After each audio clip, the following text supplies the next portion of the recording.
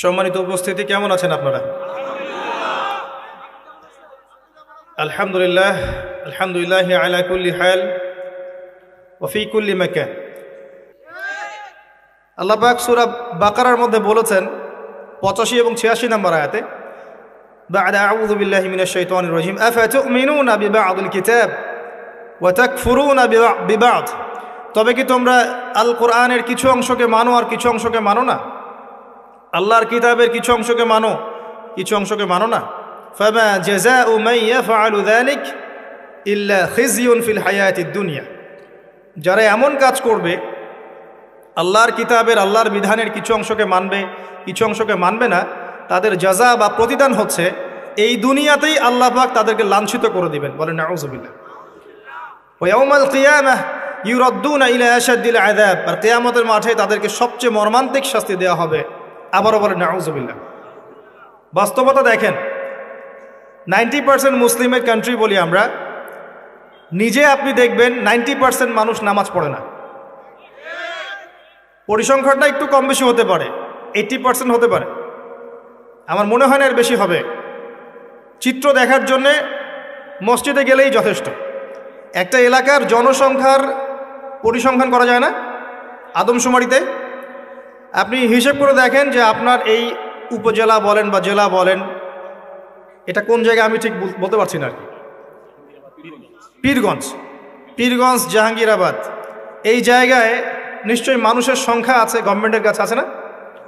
আদমশুমারি আছে। আদমশুমারি নেন, মসজিদের সংখ্যা হিসাব করেন, এবং আপনি প্রত্যেকটা মসজিদে একটা করে প্রতিনিধি পাঠান। পাঠিয়ে দেখেন ফজর এবং এশার নামাজে কয়জন মুসল্লি এসেছে, বা 5 ওয়াক্ত নামাজে কয়জন মুসল্লি এসেছে। জুমার নামাজ দিয়ে হিসাব করবেন না, জুমার নামাজে মুনাফিকরাও নামাজ পড়তে যায়।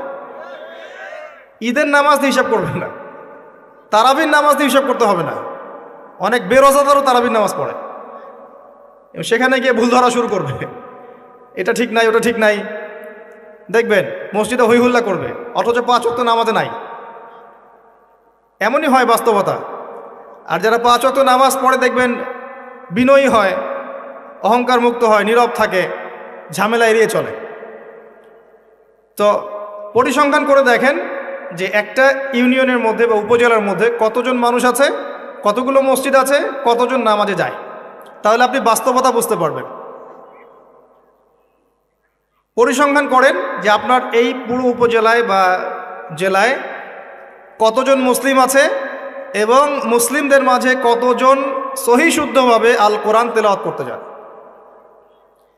কিন্তু যখন আপনি বলবেন আল কোরআনের আলো ঘরে ঘরে জ্বালো, বলবেন ঠিক না বেঠিক, সবাই বলবে ঠিক, ঠিক না বেঠিক। দেখছেন, সুবহানাল্লাহ, এটা তো ঠিকই। এটা একটা অদ্ভুত কালচার চলছে আর কি। মানুষের কাছে জিজ্ঞেস করে, কোরআনের একটা কথা বলে মানুষকে জিজ্ঞাসা করে আপনারা বলেন ঠিক না বেঠিক। মানুষ যদি বলে বেঠিক, তাহলে কি ওটা বেঠিক হয়ে যাবে? মনে করেন কোরআন থেকে বলল যে আল্লাহ পাক সুদকে হারাম করেছেন, বলেন ঠিক না বেঠিক। তো মানুষ বলছে ধরেন বেঠিক, তাহলে কি এটা হারাম হয়ে যাবে, হালাল হয়ে যাবে? মানুষের কথায় ঠিক বেঠিক নির্ধারণ হবে? আমি এটা বোঝাতে যাচ্ছি, মানুষের কথায় ঠিক বেঠিক নির্ধারিত হবে? পৃথিবীর ম্যাক্সিমাম মানুষ যদি বলে যে সুদ হালাল, হালাল হবে? জেনা হালাল, হালাল হবে? মদের লাইসেন্স দেওয়া যাবে? একটা আল্লাহর বান্দা যদি দাঁড়িয়ে বলেন যে মদ হারাম, সুদ হারাম, জেনা হারাম, সেটা হারাম থাকবে না? এটা আল্লাহ পাকের বিধান। তো যখন আপনি অডিয়েন্সকে বলবেন আল কোরআনের আলো ঘরে ঘরে জ্বালো, আপনারা সবাই রাজি আছেন? বলবে হ্যাঁ, সবাই রাজি আছে। প্রত্যেকের ঘরগুলো ঘুরে দেখেন, প্রত্যেকটা ঘরে একটা করে মানুষ পান কিনা যে পবিত্র কোরআন বিশুদ্ধ করে তেলাওয়াত করতে চান। আর কতটুক বিশুদ্ধ হয়, আমাদের এই ভাইদের মতো আলেমদের কাছে আসবেন, তেলাওয়াত শোনাবেন, তারাই বলে দিবে কতটুক শুদ্ধ হয়। কথা কি বুঝতে পারছেন? আমি আপনাকে বাস্তবতা আগে দেখাচ্ছি, মুসলিমদের করণীয়তে পড়ে যাচ্ছে। আর আপনি মাথায় রাখেন, আমরা বলি যে এটা 90% মুসলিমের দেশ। এবার আসেন যারা কোরআন পড়া জানে বা যারা হাফেজে কোরআন হয়েছে, বা যারা জীবনে অন্তত কোরআনটা বিশুদ্ধ করে তেলাওয়াত করা শিখেছেন, তাদের মধ্যে কত পার্সেন্ট মানুষ কোরআনের অর্থটা জানে? এটা আবার একটা পরিসংখ্যানের বিষয়। যারা মাদ্রাসা ব্যাকগ্রাউন্ডে পড়েন তাদের কথা ডিফারেন্ট, কিন্তু বাংলাদেশে প্রচুর মানুষ, কয়েক কোটি মানুষ কিন্তু জেনারেল ব্যাকগ্রাউন্ড থেকে আমরা পড়াশোনা করে বের হই। তাদের মধ্যে কতজন মানুষ কোরআন জীবনে পড়েছে, অর্থ বুঝেছে, বা 10টা-20টা সূরা মুখস্থ করেছে? খুঁজে বের করেন। 20-30 বছর পড়াশোনা করেও দেখবেন ওযুর ফরজ কয়টা জানে না, নামাজের ফরজ কয়টা জানে না, যাকাতের নিসাব বলতে পারবে না। জিজ্ঞাসা করেন এখন আরবি কোন মাস চলছে, বলতে পারবে না। কোনো সম্পর্কই নাই দিনের সাথে। সম্পর্ক এতটুকু, জুমার দিনে যেতে হয়, মসজিদে যাই, ইমাম সাহেব আরবি দিয়ে জানে কি বলে, শুনি, 2 রাকাত নামাজ পড়ে খোরমা দেয়, নিয়ে চলে আসে। সমস্যাটা এরকম সংস্কৃতি। তো কোরআন কেন্দ্রিক চিন্তা করেন। আবার দেখেন যারা কোরআন আমরা টুকটাক বুঝি ভাঙাচোরা, আমরা আবার কোরআনের আদেশ এবং নিষেধ কতটুকু মেনে চলি, এটা একটা বড় বিষয়। যারা আমরা কোরআন হাদিস কিছুটা বুঝি, তারা আবার কোরআনের আদেশ মানে কিনা, নিষেধ বর্জন করে কিনা, এটা আরেকটা বড় বিষয়। বাস্তবতা এমন, বাস্তবতা দেখবেন কতগুলো ফ্যামিলি পান যেই ফ্যামিলিগুলোর মধ্যে পর্দা কায়েম আছে। খুঁজে দেখেন। আপনি নিজের পরিবার থেকে শুরু করেন, আমি আমার পরিবার থেকে শুরু করি, আপনি আপনার থেকে শুরু করেন, আপনার আত্মীয়দেরকে দেখেন, বংশকে দেখেন, সমাজকে দেখেন, আপনি খুঁজে পাবেন কতগুলো পরিবার পাবেন যেখানে পর্দার বিধান কায়েম আছে। পরিবারের মেয়ে পর্দা করে, মা পর্দা করে, বোন পর্দা করে, অল্প সংখ্যক, ইল্লা মাশাআল্লাহ। হ্যাঁ, এমনও পরিবার আছে যেই পরিবারের সদস্যরা জীবন চলে গেলেও পর্দা ছাড়বে না, এমনও আছে। এমনও পরিবার আছে পরিবারের প্রত্যেক সদস্য আলেম। এমনও পরিবার আছে যে নামাজ না পড়লে পরিবারে ভাত দেওয়া হয় না, এমনও আছে। এগুলোর সংখ্যা কত? নিতান্তই কম, নিতান্তই কম। বাস্তবতায় আসেন আপনি, বাস্তবতায় এমন, এগুলোর সয়লাভ চলছে। আবার একটা বড় ইস্যু বলি, মুসলিমদের কথা বলছি। আপনি প্রত্যেকটা পরিবারের জরিপ চালিয়ে দেখেন কতগুলো পরিবারে হালাল রিজিক ঢুকছে। হালাল রিজিক, মাথার ঘাম পায়ে ফেলা হালাল রিজিক পরিবারে ঢুকছে, হালাল খেয়ে পরিবার পরিজন জীবনযাপন করছে। কতটা পরিবার?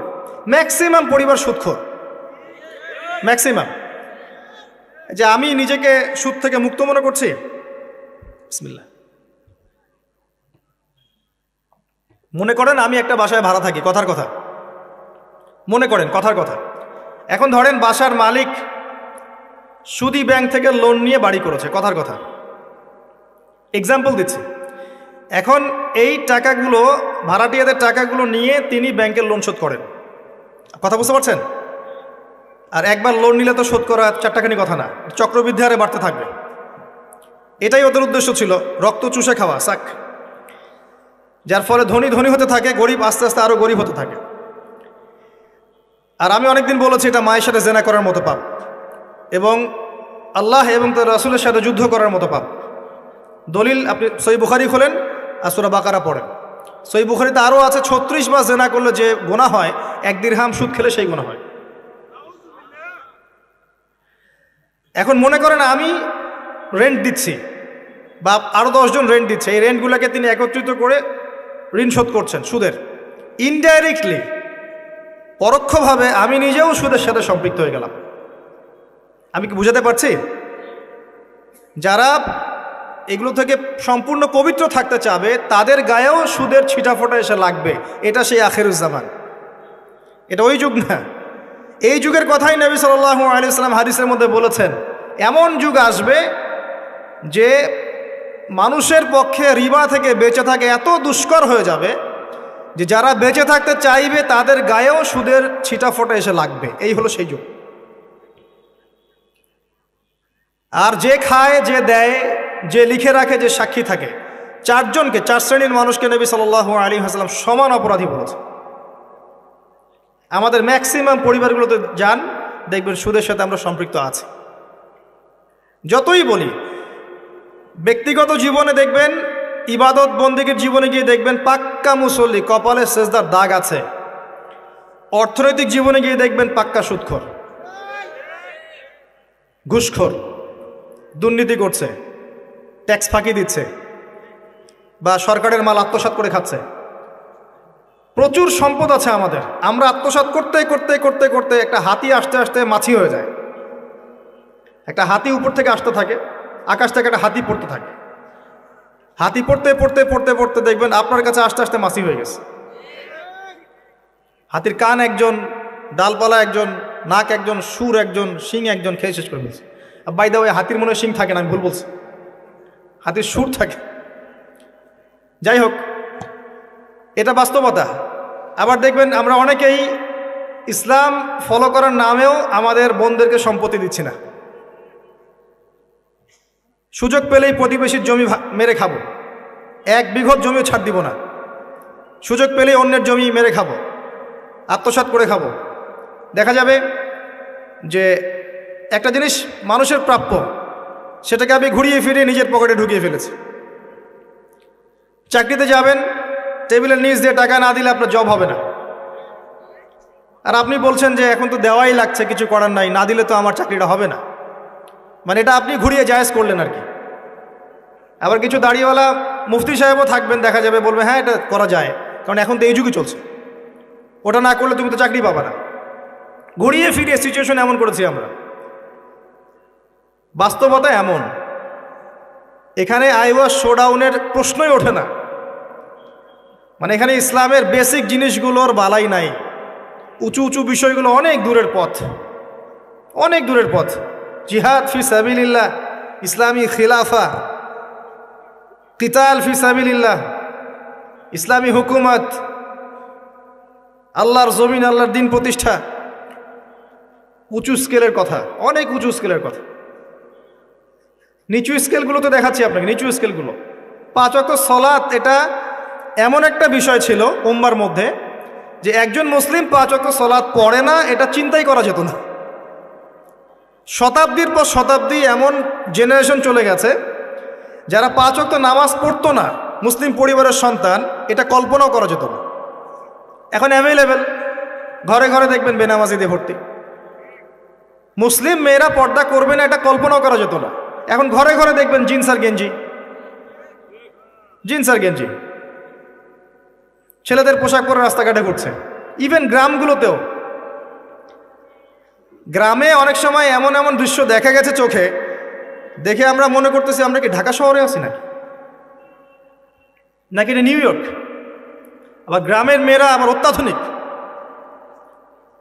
কপি করতে করতে দেখা যায় অনেক সময় শহরের মেয়েদেরকে হার মানিয়ে ফেলে। এটা কল্পনায় ছিল না যে মেয়েরা এমন পোশাক পরে ঘোরে মুসলিম পরিবারের। মুসলিম পরিবারের মানুষ কোরআন তেলাওয়াত করতে পারে না, এমনটা হিস্ট্রিতে কখনো ছিল না, খুব কম, রেয়ার। এখন এসে দেখবেন এটা অ্যাভেলেবেল, ঘরে ঘরে দেখবেন কোরআন পড়তে পারে না। কোরআন তেলাওয়াতের কথা বলছি, এবারত তো অনেক দূরের কথা, এবারত বুঝতে তো আরও 10 বছর লাগবে। তারপরে হাদিসের কিতাব, ফিকহের বই, ইসলামের ইতিহাস, ইসলামিক অর্থনীতি, জিও পলিটিক্স, অনেক দূরের পথ। আমি শুধু নর্মাল কোরআন তেলাওয়াতের কথা বলছি, বিশুদ্ধ করে। একটা মক্তবের বাচ্চার যে যোগ্যতা, দেখবেন জেনারেল পড়ুয়া BBA করে বের হয়েছে, ওর সেই যোগ্যতা নাই কোরআনের ক্ষেত্রে। একটা মাদ্রাসার ছোট ক্লাসের বাচ্চা, ক্লাস 5-6-এ পড়ে, দেখবেন কোরআন যেভাবে পড়তে পারে, একজন বাইরে থেকে ডিগ্রি নিয়ে আসছে সেটা পড়তে পারে না। এরপরেও সে বলছে আমি শিক্ষিত, এবং সেখান থেকে পাশ করে এসে বলছে যে ইসলাম এই যুগে চলে না, ওই যুগে চলতো, পর্দার বিধানগুলো আসলে ওই যুগে ভালো ছিল, এই যুগে এগুলো চলে না, এটা এগিয়ে যাওয়ার যুগ, এটা কো এডুকেশনের যুগ, এবং এটা হচ্ছে ফ্রি মিক্সিংয়ের যুগ। ফ্রি মিক্সিং বোঝেন তো, নারী পুরুষ একসাথে চলবে, মাহারাম গায়রে মাহারাম একাকার, এটার নাম ফ্রি মিক্সিং। যেমনটা আপনার স্কুলে চলছেন, কলেজে চলছেন, ইভেন জব সেক্টরেও চলছেন, প্রতিটা সেক্টরেই চলছেন, ইভেন পলিটিক্যাল ক্ষেত্রেও চলছেন ফ্রি মিক্সিং। মিছিল করছেন, সামনে মহিলা, পিছনে আপনি, ফ্রি মিক্সিং। কোনো কোনো ওয়াজ মাহফিলে দেখলাম যে মহিলা এসে বক্তব্য দিচ্ছে, হ্যাঁ, পাশে আলেম বসে আছেন, চা খাচ্ছেন। আপনি কোথায় আছেন প্রিয় ভাই? বলতে থাকলে অনেক কষ্ট পাই, গলার ভয়েস উঁচু হয়ে যায়, অনেকের খারাপ লাগে। কিন্তু কিছু বিষয় না বললে হক আদায় হয় না, আল্লাহর কাছে জবাবদিহি করতে হবে তখন। এই জন্য কিছু বাস্তবতা আপনাকে বোঝানোর চেষ্টা করছি। এবং এর মধ্যে ইনশাআল্লাহ আমি কিছু সলিউশন আপনাকে দেওয়ার চেষ্টা করব, নিজেকে এবং আপনাকেও।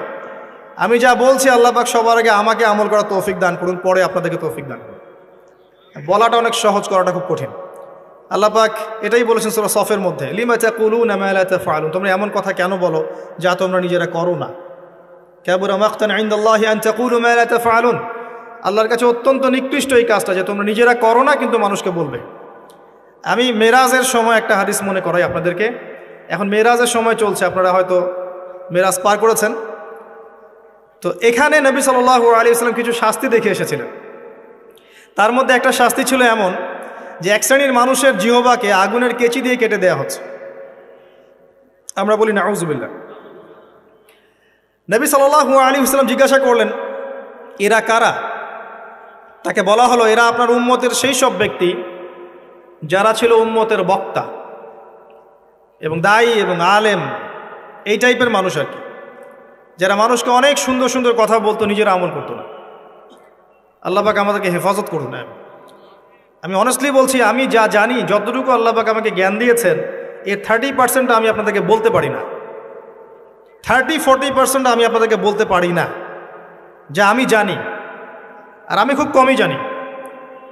আপনি যত পড়াশোনা করবেন, যত বড় বড় আলেম ওলামার কাছে গিয়ে পড়ে থাকবেন, আপনি তত ফিল করবেন যে আপনি কিছুই জানেন না। আর আপনি যত চটি বই পড়ে মৌলানা হয়ে যাবেন, 2-4টা অনুবাদ পড়ে হাদিসের বলবেন আমি মুফতি হয়ে গেছি, তখন আপনার কাছে মনে হবে আমি অনেক জানি, আমার চেয়ে বড় জ্ঞানের কে আছে, আমি হকের ডিলার, আমি জান্নাতের ডিলার, আসো লিজ লাগলে নিয়ে যাও। ভাবখানা এরকম।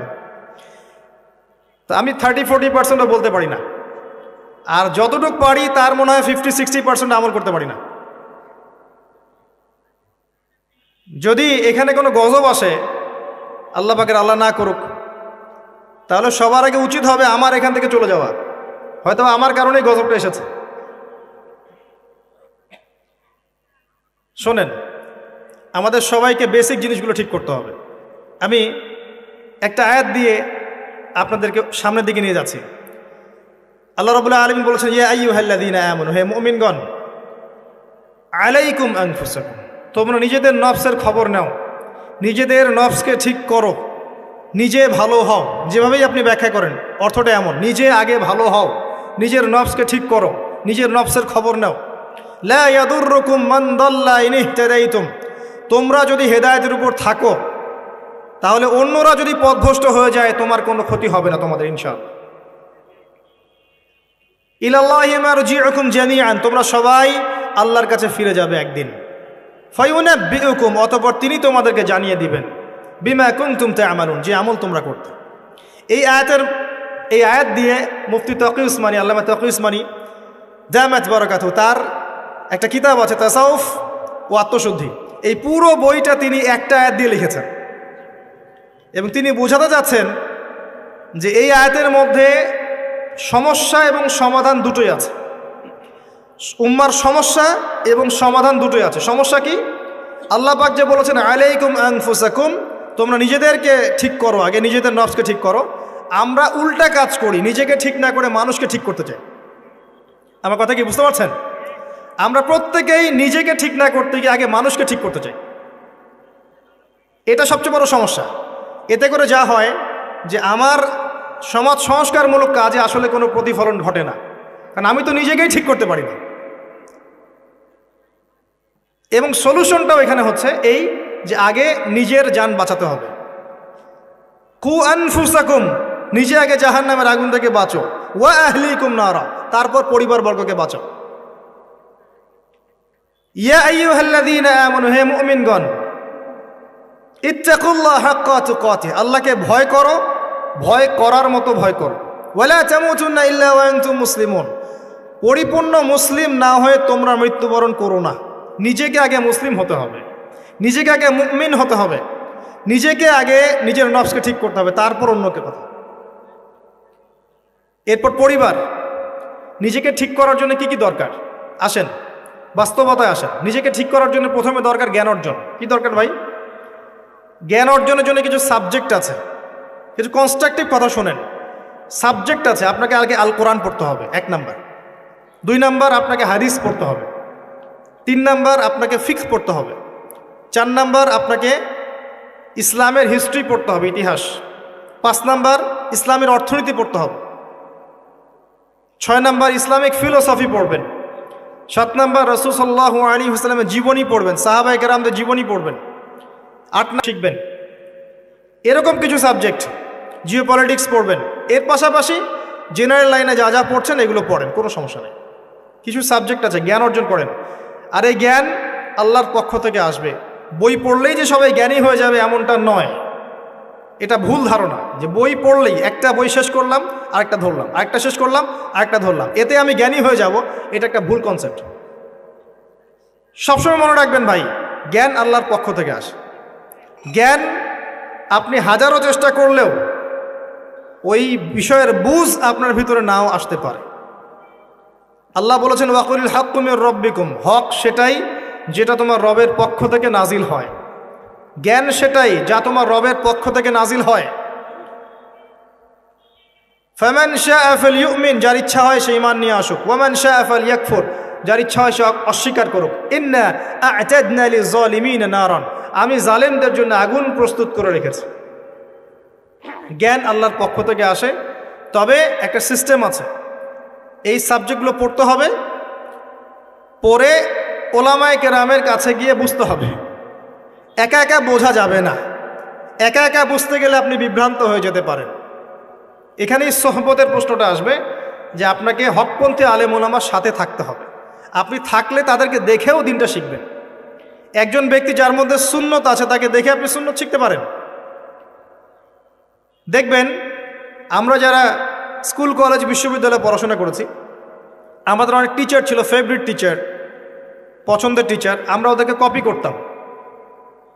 তাদের চিন্তা, তাদের চেতনা, তাদের চলাফেরা, ওঠা বসা, পোশাক আশাক আপনার মধ্যে ঢুকে গেছে, ঢুকে নাই? তারা দীর্ঘদিন আপনাদেরকে পড়িয়েছেন, দর্শন শিখিয়েছেন, ফিলোসফি শিখিয়েছেন, ভালো মন্দ ডিল করতে শিখিয়েছেন। পরে তাদের বুঝে আপনি জগৎকে বুঝেছেন। আমার কথা কি বোঝা যায়? ওস্তাদ এমন একটা জিনিস, একইভাবে যদি আপনি হকপন্থী ওলামায়ে কেরামের কাছে থাকেন, তাদেরকে দেখেন, তাদের সোহবতে যান, পড়াশোনা করেন, আপনি তাদের কাছ থেকেও দেখে অনেক কিছু শিখতে পারবেন। আর এভাবেই সাহাবায়ে কেরাম রাদিয়াল্লাহু আনহুম আজমাইন নবী সাল্লাল্লাহু আলাইহি ওয়াসাল্লামকে দেখে দিন শিখেছিলেন। তারা কিন্তু বাসায় গিয়ে বই পড়ে দিন শিখেন নাই। আমার কথা কি বুঝেন? তারা কিন্তু বাসায় গিয়ে বই পড়ে দিন শেখেন নাই। এখন আমরা কতজন আলেম ওলামার কাছে যেতে চাই? যেতেই চাই না। বইপত্র অ্যাভেলেবেল, বাসায় পড়বো, জ্ঞানী হয়ে যাব, তাই না? আবার মাশাআল্লাহ দেখা যায় অল্প কিছুদিন পড়াশোনা করে এটা সহি, এটা জয়ীফ, এটা জাল, এটা মাউজু, এটা অমুক, এটা তমুক, এগুলো ফতোয়া শুরু করে দেয়। অথচ সহি জয়ীফের খবরই জানে না সে, কোনটা সহি হয় কোনটা জয়ীফ হয়। তো বাস্তবতা কঠিন। প্র্যাকটিক্যালি আপনাকে জ্ঞান অর্জন করতে হবে আগে। 2 নাম্বার হচ্ছে জ্ঞান অনুযায়ী আমল। জ্ঞান অনুযায়ী আমল খুব ইম্পর্টেন্ট। এর জন্য একটা ফর্মুলা বলছি, অনলি একটা। আপনি আপনার জীবনের প্রতিটা কাজ রাসূলুল্লাহ সাল্লাল্লাহু আলাইহি ওয়াসাল্লামের সুন্নাহ মতো করার চেষ্টা করেন। পারবেন? পারা যাবে ইনশাআল্লাহ। প্রতিটা কাজ, রাত হয়েছে ঘুমাতে যাবেন, ঘুমান নবীর সুন্নাহ মতো, ওঠেন তার সুন্নাহ মতো, বাথরুমে যান তার সুন্নাহ মতো, বের হন তার সুন্নাহ মতো, খান তার সুন্নাহ মতো, পরিবারের সাথে সময় কাটান তার সুন্নাহ মতো, নামাজ পড়েন তার আদর্শে, যাকাত দেন, সওম রাখেন, মুআমালাত করেন, আপনি আমর বিল মারুফ নাহি আনিল মুনকারের কাজ করেন, দ্বীনের প্রতিষ্ঠার কাজ করেন, তার মতো করে আল্লাহর পথে দাওয়াত দেন। প্রতিটা কাজে তার সুন্নাহ ফলো করলে আপনার পুরো জীবনটাই ইবাদত হয়ে যাবে ইনশাআল্লাহু তাআলা, ইনশাআল্লাহু তাআলা। আর এটার জন্যই আল্লাহ পাক আমাদেরকে সৃষ্টি করেছেন। মনে আছে ওই আয়াতটা, সূরা যারিয়াত 59 নম্বর আয়াত, ওয়ামা খালাকতুল জিন্না ওয়াল ইনসা ইল্লা লিয়াবুদুন, আমি জিন আর মানুষকে শুধুমাত্র আমার ইবাদত করার জন্যই সৃষ্টি করেছি। কি করলে প্রত্যেকটা কাজ ইবাদত হবে? রাসূলুল্লাহ সাল্লাল্লাহু আলাইহি ওয়াসাল্লামের সুন্নাহ মতো চললে পরে হবে ইনশাআল্লাহ। পারা যাবে ইনশাআল্লাহ। বেসিকগুলো ঠিক করেন, এবং এগুলো প্রাইমারি লেভেলের কাজ। এগুলো না করে বড় স্বপ্ন দেখা ঠিক না। আর আমরা স্বপ্ন দেখব না এমন নয়, বড় স্বপ্ন দেখবেন, বড় স্বপ্নের চেষ্টা করবেন, সব ঠিক আছে, কিন্তু ভিত্তিহীনভাবে নয়, একটা বাড়ি গঠন করব 10 তলা 20 তলা, ঠিক আছে, ফাউন্ডেশন ঠিক না করে নয়, আগে ভিত্তি দিতে হয় এবং ভিত্তিতেই বেশি টাকা খরচ করতে হয়। কথা কি বোঝা যায়? এগুলো ইসলামের ভিত্তি। আমল করেন জানা অনুযায়ী, আল্লাহ পাক তৌফিক দান করুন। আর সামনে একটা সিজন আসছে আমলের, আল্লাহ পাক যেন আমাদের সবাইকে সেই রমাজান পর্যন্ত পৌঁছে দেন, আল্লাহুম্মা আমিন। এবং সেখানে বেশি বেশি আমল করে গুনাহ মাফ করিয়ে নেওয়ার তৌফিক দান করেন, আমিন। রমাজান হবে আমাদের সবচেয়ে সৌভাগ্যের সময় ইনশাআল্লাহ। এখানে আমাদের যত পাপ, এর জন্য আল্লাহর কাছে কান্নাকাটি করতে হবে। এখানে কিছু কথা বলি, আমি যদিও বলেছি আগের লেকচারগুলোতে, রমাজানের আগেই রমাজানের পরিকল্পনা করে ফেলতে হয়। আপনার নামাজের টার্গেট করে নেন, ইভেন জীবনে কত রাকাত নামাজ কাজা করেছেন হিসাব করে নেন, চেষ্টা করেন কাজাগুলো আদায় করার জন্যে। যদিও বা খালেস তওবা করলে আল্লাহ মাফ করে দিতে পারেন, তারপরে অনেক স্কলার বলেছেন যদি কেউ আদায় করতে চায় সে করতে পারে, আল্লাহ খুশি হবেন ইনশাআল্লাহ। হিসাব করে দেখেন আপনার 10 বছরের নামাজ কাজা আছে, 15 বছর 20 বছরের নামাজ কাজা আছে, কি করবো এগুলো নামাজের? আল্লাহর কাছে মাফ চাবো, ইনশাআল্লাহ আল্লাহ মাফ করে দিবেন, এটা একটা অপশন। যদি না করেন, এই নামাজগুলোর কাফারা কে দিবে? এই নামাজগুলো কি টাকা পয়সা হিসেব করে হুজুরকে খাওয়ালে হবে? এখন এক নতুন একটা সুন্নত বের হয়েছে, মানুষ মারা গেলে হুজুরকে ডেকে বলে আমার আব্বা 10 বছর নামাজ পড়ে নাই, হুজুর কত টাকা দিলে নামাজগুলো কাজা হবে? হুজুরও বলে হ্যাঁ, প্রত্যেক নামাজের জন্য যদি 500 করে দেন আমি ওয়াক্ত ওয়াক্ত হিসাব করে পড়ে দিব। তো এদিকে দুই দিক থেকে তার লাভ, সে অর্থ পেল, নামাজ পড়লো, তার নিজের নেকি হলো, তার বাবার কিছুই হলো না। তো এভাবে কি হবে?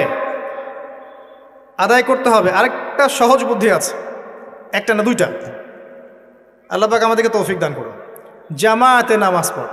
যখন আপনি জামাতে এক ওয়াক্ত নামাজ পড়ছেন, আপনি 25 বা 27 ওয়াক্তের নেকি পাচ্ছেন। এখানে আপনি ক্যালকুলেশন মিলাতে পারবেন। একটা হচ্ছে বেশি বেশি নফল নামাজ পড়া, ফরজের ঘাটতিগুলো আল্লাহ পাক নফল দিয়ে পূরণ করবেন ইনশাআল্লাহ। আরেকটা অপশন আছে ওমরা করা। কেন বললাম ওমরা করা? ওমরা করতে গেলে আপনি কাবা ঘরে হারামে নামাজ পড়বেন, আবার যদি আপনি মদিনা জিয়ারত করতে যান সেখানেও কিন্তু নববীতে নামাজ পড়বেন। সেখানে 1 রাকাত নামাজ পড়লে আপনি 1000 রাকাতের নেকি পাচ্ছেন, আর হারামে 1 লাখ। হারামে 1 রাকাত পড়লে 1 লক্ষ নেকি হবে। তো ওখানে হারামে যদি আমি 2 রাকাত নামাজ পড়ি বা একটা ফরজ পড়ি, তাহলে 1 লাখ ফরজ হচ্ছে। কথা কি বুঝতে পারছেন? এটা একটা অপশন কাফারা দেয়ার। আল্লাহ পাক আমাদেরকে তৌফিক দান করুন, আমিন। তো নিজের আমল নামার হিসেব করতে হবে। ঠান্ডা মাথায় রাত্রেবেলা ঘুমানোর আগে চিন্তা করেন, ওয়াল্লাহি আমি চিন্তা করছি এটা, ওয়াল্লাহি চিন্তা করেন আপনার জীবনে যখন থেকে আপনার ভালো মন্দ বোঝার ক্ষমতা হয়েছে, ঠান্ডা মাথায় রিকল করার চেষ্টা করেন আপনার মেমোরিকে, যে আপনি কি কি বড় বড় পাপ করেছেন। পারা যাবে? একটা খাতা নেন সামনে, নিয়ে লিখেন যে আমি 10টা বান্ধবীর সাথে প্রেম করেছি, বড় পাপ তো জেনা। আমি মদ খেয়েছি বন্ধুদের সাথে, আমি গুন্ডাগিরি করেছি, একজনের হাতে রক কেটে দিয়েছি, পায়ে রক কেটে দিয়েছি, আছে না এগুলো আমল নামে মানুষের? আমি রিলিফের মাল মেরে খেয়েছি, আমি বোনের সম্পত্তি অধিকার দেইনি, পিতা মাতাকে আমি বৃদ্ধাশ্রমে পাঠিয়েছি, আমি এটা করেছি ওটা করেছি। হিসাব করা যাবে না? এগুলো তো করেছি আর করি নাই। আমি নামাজ পড়ি নাই এতদিন, এত ওয়াক্ত, আমি যাকাত দেই নাই, আমি রোজা রাখি নাই। পারা যাবে না? আমরা না করলে কি হবে? লেখা আছে না, দেখানো হবে না? সে ব্যক্তি বুদ্ধিমান যে নিজের হিসাব নিজে নিয়ে নিল দুনিয়ায়। এই জায়গায় আসেন, নিজের হিসাব নিজে নিয়ে নেন দুনিয়ায়। এবার আপনি দেখবেন যে আপনার আমার পাপগুলো 2 ভাগে বিভক্ত। একটা হচ্ছে আল্লাহর সাথে জড়িত, আর একটা মানুষের সাথে জড়িত। আল্লাহর সাথে যেগুলো জড়িত, ইনশাআল্লাহ 2 রাকাত নামাজ, অনলি 2 রাকাত নামাজ ওযু করে এসে মুখলেসভাবে আদায় করে চোখের পানি ফেলে দিয়ে শেষ রাতে আল্লাহকে বলা, আল্লাহ আমি এই পাপ করেছি, আল্লাহ আমাকে মাফ করুন। আল্লাহ রাব্বুল আলামিনের জন্য এটা মুহূর্তের ব্যাপার, আপনার সমস্ত পাপকে আল্লাহ পাক নেকি দিয়ে পরিবর্তন করে দিবেন ইনশাআল্লাহ। সূরা ফুরকানের শেষের দিকে আছে, ইল্লা মান তাবা ওয়া আমানা ওয়া আমিলা আমালান সালিহান ফাউলাইকা ইউবাদদিলুল্লাহু সাইয়্যাতিহিম হাসানাত। যারা তওবা করবে, ঈমান নিয়ে আসবে এবং আমলে সালেহ করবে, আমি আল্লাহ তাদের সমস্ত গুনাহগুলোকে নেকি দিয়ে পরিবর্তন করে দিব ইনশাআল্লাহ। আর এক শ্রেণীর পাপ পাবেন, সেটা হলো বান্দার সাথে জড়িত। এটা আল্লাহর কাছে মাফ চেয়ে লাভ নাই। আমাকে এসে বলতে হবে ভাই আপনাকে গালি দিয়েছি মাফ করে দেন, আমার আপনার কাছে গিয়ে বলতে হবে ভাই আপনার গীবত করেছি আমাকে মাফ করে দেন। আপনি আরেক ভাইয়ের কাছে গিয়ে বলবেন ভাই আপনার টাকা আমি মেরে খেয়েছিলাম, টাকা নেন, শোধ করে নেন। প্রতিবেশীকে বলতে হবে ভাই জমি নিয়ে নেন, জমি আমি মেরে খেয়েছিলাম। জনগণের সামনে এসে বলতে হবে এই যে চালের বস্তা তোমাদের ছিল আমি মেরে খেয়েছি, নিয়ে নাও। এত সহজ না। না হলে এগুলো কিয়ামতের মাঠে জমা থাকবে এবং পুলসিরাতে তারা দাঁড়িয়ে থাকবে। যখন আপনি আমি অনেক নেকি নিয়ে উঠবো, আল্লাহ পাক বলবেন নেকি দিয়ে দাও। কেন দিব? কারণ অমুককে গালি দিয়েছো, অমুকের টাকা নিয়েছো ফেরত দাওনি, অমুকের কাছ থেকে অমুককে অপবাদ দিয়েছো, অমুকের সম্পত্তি মেরে খেয়েছো, অমুকের জমি মেরে খেয়েছো, ইত্যাদি ইত্যাদি। এখন তোমার নেকি দিয়ে ওদেরকে শোধ করো। তোমার আমলনামা থেকে নেকি সব চলে যাবে, আর ওর আমলনামা থেকে গুনাহ আপনার আমলনামায় চলে আসবে। বলেন নাউযুবিল্লাহ। আল্লাহ পাক পরকালে আমাদেরকে যেন বান্দার সাথে জড়িত হক নিয়ে না ওঠান, আমিন। একটা দোয়া করতে পারেন, আল্লাহুম্মা কফিনি বিহালালিকা আন হারামিক ওয়া আগনিনি বিফদলিকা আম্মান সিওয়াক। আশা করা যায় আল্লাহ পাক আপনার দুনিয়ার ঋণ দুনিয়ায় শোধ করে দিবেন ইনশাআল্লাহ। কি দোয়া বললাম? আল্লাহুম্মা কফিনি বিহালালিকা আন হারামিক ওয়া আগনিনি বিফদলিকা আম্মান সিওয়াক। হিসনুল মুসলিম বইটা পড়েন, পাবেন ইনশাআল্লাহ। তো যেটা বলছিলাম প্রিয় ভাইয়েরা, সামনে সিজন আছে, আমল নামা হিসেব করে নেন, রমাদান মাসটাকে কাজে লাগান। নবী সাল্লাল্লাহু আলাইহি ওয়াসাল্লাম বলেছেন সেই ব্যক্তির জন্য ধ্বংস যে রমজান মাসকে পেল, রমজানকে পেয়েও তার গুনাহ মাফ করাতে পারল না। নবীর নাম শুনে আমরা কেউ দরুদ পড়লাম না।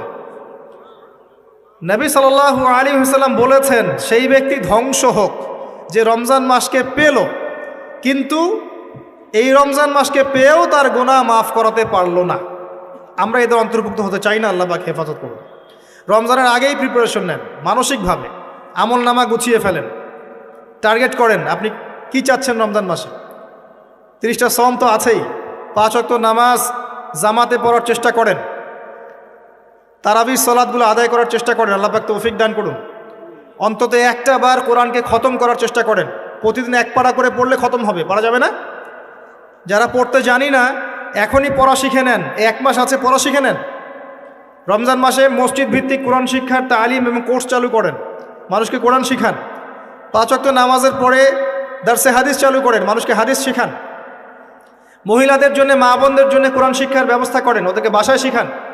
রমজান মাসে বাজারে বেশি যাবেন না, বেশি আড্ডাবাজি করতে বসবেন না, 3-4 জন মিলে এক জায়গায় আড্ডা মারতে বসবেন না, দিনই আলোচনা ছাড়া। বসলেই গীবত হবে, রোজা নষ্ট হয়ে যাবে। মানুষের সাথে কম মিশেন রমজান মাসে। যত বেশি মানুষের সাথে মিশবেন তত বেশি গীবত তহমত করতে হবে, তত বেশি অন্যের সমালোচনা লিখতে হবেন। আলাইকুম আনফুসাকুম ভুলে যাবেন, মানুষকে নিয়ে ব্যস্ত হয়ে থাকবেন এবং অন্তরের নূর নষ্ট হয়ে যাবে। মানুষের সাথে জড়িত পাপ কাঁধে চলে আসবে।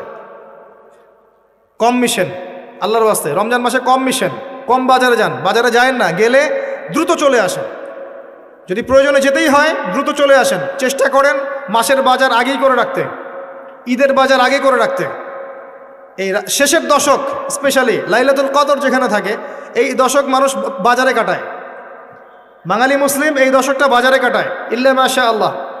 আর মা বোনদের তো খবর নাই, এরা তো মার্কেটেই বেশি ঘুরে বেড়াবে দেখবে। আর এত বেশি ইফতারের আইটেম করতে যায় না যে এই খাওয়ার পিছনেই আপনার সময় চলে যায়। যদি সারাদিন রোজা রাখার পরে 10টা আইটেম নিয়ে বসে ইফতার করতে, আসলে রোজা আমাকে আত্মশুদ্ধি শেখাইল না। সেহরিতে যদি 20টা আইটেম থাকে, মনে হয় এটা আমার জীবনের শেষ খাবার, খাইতে পারবো না, তাহলে সমস্যা। এই রোজা আমার কোনো আত্মশুদ্ধি করবে না। কথাগুলো খারাপ লাগতে পারে কিন্তু বাস্তব। আপনি রমজান মাসকে ফিকির করেন, রমজানের ফিকির করেন। এই রমজান মাসে জাকাতগুলো দিয়ে দেন। জাকাত দিবেন না, এলাকার না, দেশের অর্থনীতি সমৃদ্ধ হবে না। জাকাত, শুধু জাকাত দেন, অনলি জাকাত। দেখবেন ইকোনমিক সেকশনে দিন দিন উন্নতি করছি আমরা। জাকাত সবাই দিতে শুরু করেন, দেখবেন সমাজে একটা মানুষ খুঁজে পাবেন না যে না খেয়ে মারা যায়, ইনশাআল্লাহ তাআলা। আল্লাহ পাক এর মধ্যেই ইসলামিক ইকোনমিক্স রেখেছেন। ধনীর সম্পদে গরিবের হক, এটাতে করে সম্পদ ঘুরতে থাকবে হাত থেকে হাতে, হাত থেকে হাতে। এতে করে সবাই খেয়ে পরে বাঁচবে। যখন আপনি সুদে যাবেন তখন এক শ্রেণীর মানুষ খাবে, আর এক শ্রেণীর মানুষ দরিদ্রতার অতল তলে চলে যাবে। এটা বাস্তবতা। এটা দেশের ক্ষেত্রে না, বিশ্বের ক্ষেত্রেও দেখবেন বিশ্বের একটা শ্রেণী দিন দিন ধনী হচ্ছে, আর একটা শ্রেণী দিন দিন গরিব হচ্ছে। কারণ কি জানেন? রিবা, সুদ। রমজানের এই ফিকিরগুলো করেন। আল্লাহ পাক তৌফিক দান করুন যেন এই রমজানে আমরা আমাদের সমস্ত গুনাহগুলোকে মাফ করিয়ে নিতে পারি, আমিন। এবং বেশি বেশি সামর্থ্য থাকলে দিনের দাওয়াতি কাজ করেন। রমজান মাসে মানুষকে আল্লাহর দিকে ডাকেন, আইওয়াশ করতে যায় না, শোডাউন করেন না, ভিতরে ভিতরে দাওয়াতি কাজ করেন দিনের জন্য, ইসলামের জন্য। আল্লাহর জমিন, আল্লাহর দিনটা যেন প্রতিষ্ঠিত হয়। এবং এতিমের ভরণ পোষণের দায়িত্ব নেন, বিধবার খোঁজ খবর নেন, অসহায় যারা বৃদ্ধ বৃদ্ধা আছে এদের পাশে দাঁড়ান, সাদাকাতুল ফিতরগুলো দিয়ে দেন। রমজান মাসে সবাই সাম্যের হাত বাড়ান, আল্লাহর ওয়াস্তে রমজানটাকে কাজে লাগান। কে জানে এরপরে রমজান নাও পেতে পারেন। আর বিশ্বে যা শুরু হয়েছে, কোন দিন যে বিশ্ব পারমাণবিক বোমার মধ্যে চলে যায় আল্লাহ ভালো জানেন, আল্লাহ ভালো জানেন। এটা সম্ভাবনা নাই এমন নয়, সমূহ সম্ভাবনা আছে, সমূহ সম্ভাবনা। দেখতে থাকেন কি হতে থাকে ফিউচার। এবার আসেন, আমি যে কথাগুলো বলছিলাম, জ্ঞান অর্জনের পরে আমল, এরপরে হচ্ছে আপনার আত্মশুদ্ধি। আত্মশুদ্ধির কয়েকটা মাধ্যম আমি বলে দেই। বেশি বেশি কোরআন তেলাওয়াত, বেশি বেশি আল্লাহর জিকির, বেশি বেশি মৌতের স্মরণ, বেশি বেশি পরকালের ফিকির। পারা যাবে ইনশাআল্লাহ। এবং কম কম কথা বলা, কম কম খাওয়া, কম কম ঘুমানো, কম কম মানুষের সাথে মেশা। পারা যাবে? এগুলো আত্মশুদ্ধির জন্য দরকার আছে। এবং আত্মশুদ্ধিওয়ালা মানুষদের সহবতে গিয়ে থাকা। পারা যায়? আল্লাহ পাক তৌফিক দান করুন। এরপরে আসবেন বেসিক কাজে, আপনার ইকোনমি হালাল কিনা দেখেন। হারাম রিজিককে ঘরে ঢুকতে দিয়েন না, সুদকে ঢুকতে দিয়েন না। আল্লাহর ওয়াস্তে হাত জোর করে অনুরোধ করছি, সুদকে ঢুকতে দিয়েন না, ছেড়ে দেন। আল্লাহ আপনার রিজিকের দায়িত্ব নেবেন। ওয়ারযুকুহু মিন হাইসু লা ইয়াহতাসিব, এমন উৎস থেকে আল্লাহ আপনাকে রিজিক দিবেন আপনি কল্পনা করতে পারবেন না। আপনি মনে করেন না রিজিকের মালিক আপনি নিজেই, সুদ না খেলে আপনি রিজিক পাবেন না, এমনটা ভাবেন না। এটা ভাবার নাম হলো শিরক। এটা শোনেন, যখন আপনি মনে করছেন যে এটা ছাড়তে আমি পারবো না, যদি আমি ছেড়ে দেই আমার পরিবার চলবে না, আমি চলতে পারবো না, মানে আপনি মনে করছেন রিজিকের মালিক আপনি নিজেই। এটা শিরক। আল্লাহর উপর তাওয়াক্কুল করে ছেড়ে দিতে পারলে দেখবেন আল্লাহ আপনাকে বেহিসাব রিজিক দেবেন ইনশাআল্লাহ। এটা আপনি কল্পনা করতে পারবেন না। মিন হাইসু লা ইয়াহতাসিব, আপনার কল্পনার বাহির থেকে আল্লাহ আপনার রিজিক দিবেন ইনশাআল্লাহ। আপনি কল্পনা করতে পারলে আয়াতটা ঠিক হবে না, আপনার কল্পনার বাহির থেকে রিজিক আসবে ইনশাআল্লাহ। এবং এটা হচ্ছে দিন দিন বহু মানুষ সুদ ছেড়ে দিচ্ছে আলহামদুলিল্লাহ, এবং হালাল ব্যবসা করছে, হালাল কিছু করার চেষ্টা করছে। আল্লাহ পাক ওদেরকে না খাইয়ে রাখেন নাই, বরং সুদখোরদের চেয়ে ভালো রেখেছেন আলহামদুলিল্লাহ। চেষ্টা করেন এরপরে বেসিক পরিবারের আদর্শ ঠিক করার জন্য। পরিবারে কালিমা থাকবে, কি থাকবে? লা ইলাহা ইল্লাল্লাহ, তাওহীদ থাকবে। পরিবারের সুন্নত থাকবে, পরিবারে তালিম থাকবে, পরিবারের মধ্যে পর্দা থাকবে। এবং এগুলো বাস্তবায়নের চেষ্টা আমরা করব। যদি এরপরে পরিবারবর্গ না শোনে, আপনি আসহাবুল কাহাফ হয়ে যান। কথা বোঝা যায়?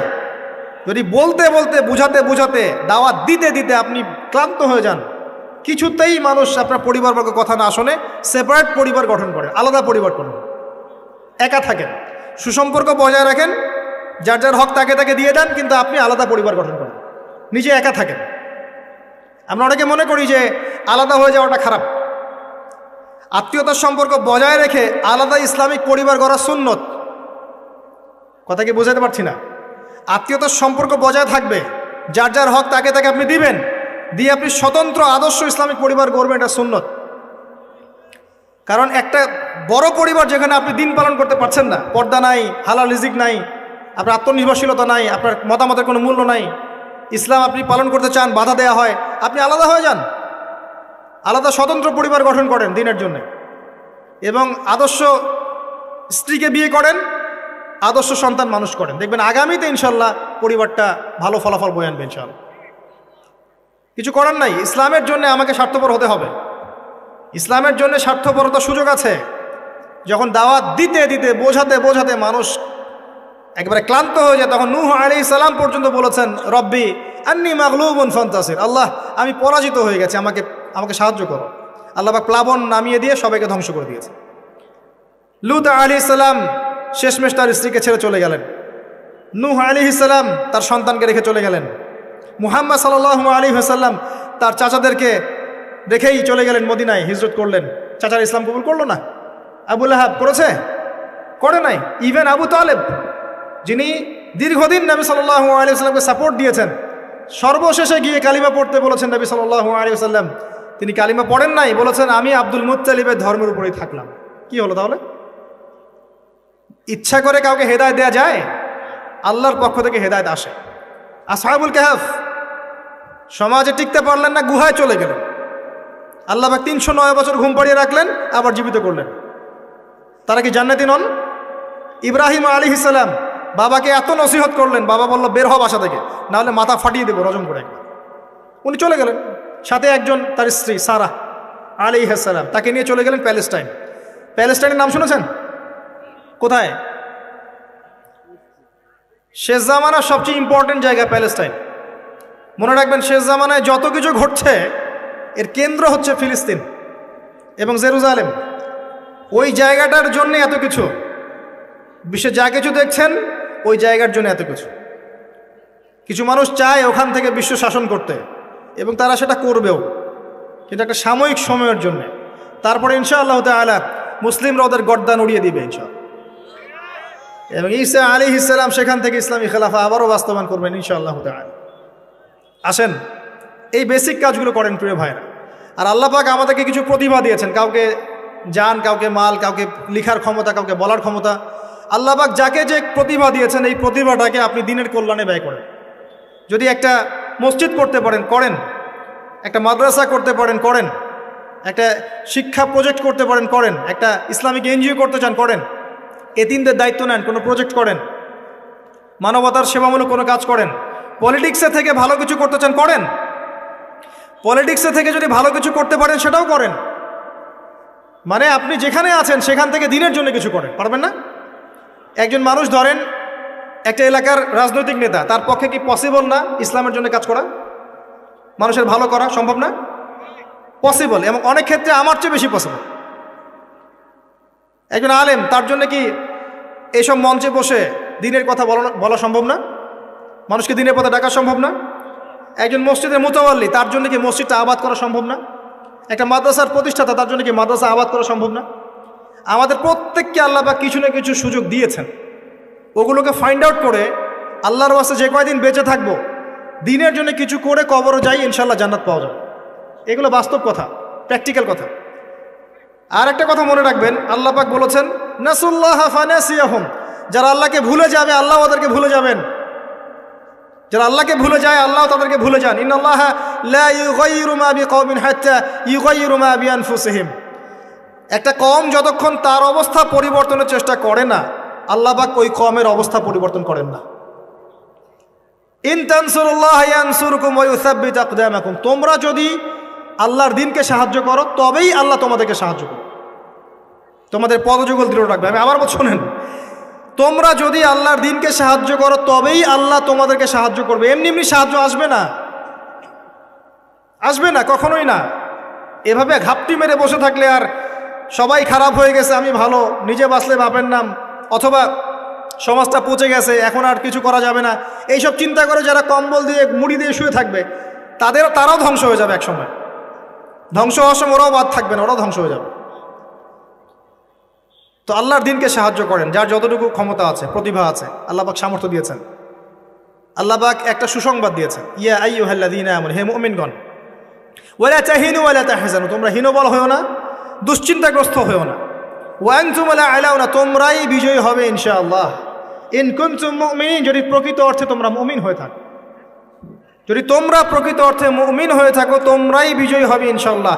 হীনবল হয়ো না, দুশ্চিন্তাগ্রস্ত হয়ো না। আল্লাহ পাক আরও আয়াতে বলেছেন, তোমরা কি ভেবেছো এমনি এমনি জান্নাতে চলে যাবে? যতক্ষণ না আল্লাহ পাক তোমাদেরকে পরীক্ষা করছেন, যতক্ষণ না আল্লাহ পাক দেখে নিচ্ছেন কে তোমাদের মধ্যে সবর করনেওয়ালা আর প্রচেষ্টা চালানেওয়ালা, তোমরা কি ভেবেছো এমনি এমনি জান্নাতে চলে যাবে? সো এগুলো হচ্ছে বাস্তব কথা। এবার আসেন, এখন আমরা যে পরিস্থিতির মধ্যে আছি এখান থেকে পুরোপুরি উত্তরণ সম্ভব না। Full stop. যা দেখছেন ফিতনা ফাসাদ, যা দেখছেন ব্যক্তিগত জীবনে, পারিবারিক জীবনে, সোশ্যালি, ইকোনমিক্যালি, জিওপলিটিক্যালি, এই ফিতনা ফাসাদগুলো থেকে পুরোপুরি রিকভার করা এখন সম্ভব না। এবং এটা আইএমএ জাহিলিয়াতের সেই জাহিলিয়াতগুলোকে হার মানাচ্ছে দিন দিন।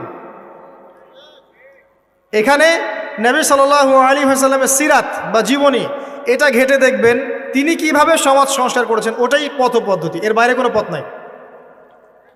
আর একটা দিন যাবে আর আপনার কাছে মনে হবে গতকালটা আজকের দিনের চেয়ে ভালো ছিল।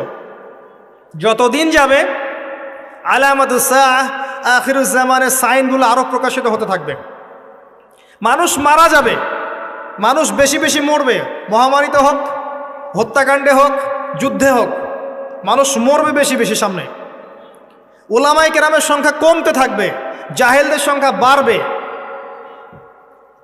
যত দিন যাবে আল্লাহর প্রাকৃতিক গজবগুলো বাড়বে। ভূমিকম্প বলেন, মহামারী বলেন, জলোচ্ছ্বাস বলেন, ভূমিধস বলেন, আকৃতি পরিবর্তন বলেন, এগুলো বাড়বে। যত দিন যাবে হালাল রিজিক সংকীর্ণ হবে, জিনা বাড়বে, মাদক বাড়বে। মানুষ জিনা করবে হালাল মনে করে, মাদক খাবে হালাল মনে করে। যত দিন যাবে মেয়েদের সংখ্যা বাড়বে, পুরুষরা কমতে থাকবে, এবং ছেলেরা মেয়ের পোশাক পরে ঘুরবে, মেয়েরা ছেলের পোশাক পরে ঘুরবে। যত দিন যাবে ফাংশনাল জায়গাগুলোতে মেয়েরা চলে আসবে, ছেলেরা পিছিয়ে পড়বে। যতদিন যাবে যুদ্ধ বিগ্রহ বাড়বে, এবং সামনের যুদ্ধগুলো প্রথম ওয়ার্ল্ড ওয়ার, সেকেন্ড ওয়ার্ল্ড ওয়ারকে হার মানাবে। ওগুলো কিছুই নাই সামনে, ম্যাসাকার হয়ে যাবে পৃথিবী, ম্যাসাকার। একটা কান্ট্রি অস্ট্রিয়া হাঙ্গেরি, সেখানে রাজপুত্রকে গুলি করা হয়েছে তার স্ত্রী সহ। এই ইস্যুটাকে কেন্দ্র করে সে তার পার্শ্ববর্তী দেশটাকে আক্রমণ করলো 2 সপ্তাহ পরে। এখন পার্শ্ববর্তী দেশের বন্ধু রাষ্ট্র ছিল রাশিয়া। সে বলল যে আমার বন্ধুকে আক্রমণ করা হলে আমি চুপ থাকবো না। আর অস্ট্রিয়া হাঙ্গেরি বলল আমি আমার বন্ধুকে ডেকে নিয়ে আসছি। তাহলে কে তোমার বন্ধু? জার্মানি। জার্মানিকে ডেকে আনা হলো, জার্মানি যুদ্ধে ঝাঁপিয়ে পড়লো অস্ট্রিয়া হাঙ্গেরির জন্য। রাশিয়া এদিক থেকে জার্মানিকে আক্রমণ করছে, জার্মানি এদিক থেকে ডিফেন্ড করছে। এদিকে অস্ট্রিয়া হাঙ্গেরি তার প্রতিবেশীকে আক্রমণ করছে। এবার ফ্রান্স বলল যে রাশিয়া আমার বন্ধু, আমি জার্মানিকে ছাড়বো না। তখন ফ্রান্স যুদ্ধে ঝাঁপ দিল, সে জার্মানির এগেনস্টে যুদ্ধ করলো। ম্যাসাকার অবস্থা, এমন যুদ্ধ যে একদিনে 17,000 মানুষ মারা গেছে। কয়েক ঘন্টার মধ্যে 17,000 মানুষ শেষ, এমন হয়েছে। এবং পানি পথে, আকাশ পথে, সব পথেই হয়েছে। এবার ব্রিটেন বলছে যে ফ্রান্স আমার বন্ধু, আমিও চুপ থাকবো না, সেও যুদ্ধে চলে আসলো।